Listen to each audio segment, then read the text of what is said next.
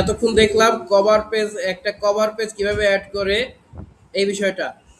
এরপরে দেখেন ইনসার্টে এই কভার পেজের পরেই আছে, কভার পেজের পরেই যেটা আছে এটাকে বলা হয় হলো ব্ল্যাঙ্ক পেজ। সাপোজ আপনি এই পর্যন্ত লিখেছেন, দেখেন ধরেন আপনি এই পর্যন্ত লিখেছেন, এখন আপনার এই জায়গাটাতে আরো কিছু লেখা অ্যাড করা দরকার, তখন আপনি এখানে ব্ল্যাঙ্ক পেজে ক্লিক করলে ঠিক এই জায়গায় একটা ব্ল্যাঙ্ক পেজ চলে আসবে। ঠিক আছে, ক্লিয়ার? এখন এখানে আপনি এরপর থেকে কিছু লেখা অ্যাড করতে চাইলে অ্যাড করে দিতে পারেন। বুঝা গেল? হ্যাঁ।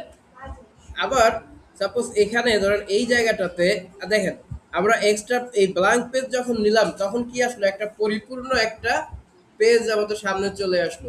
ঠিক আছে, পরিপূর্ণ পেজ, এটা সম্পূর্ণ ব্ল্যাঙ্ক। এখন এটার মধ্যে আপনি যদি ঠিক এখান থেকে আবার একটু ব্যাক স্পেস ক্লিক করেন, এটা কিন্তু চলে গেছে, আবার নতুন জায়গায় চলে আসছে।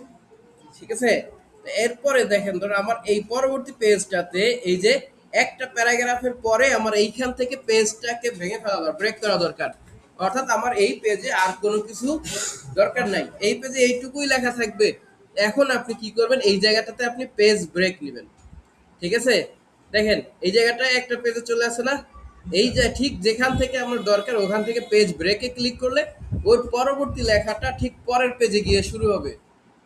বুঝা গেছে? পেজ ব্রেক এবং পেজ ব্ল্যাঙ্ক পেজ দুইটার মধ্যে পার্থক্য বুঝতে পেরেছি? এই হলো আমাদের পেজ ব্রেক এবং পেজ ব্ল্যাঙ্ক পেজ দুইটার মধ্যে পার্থক্য।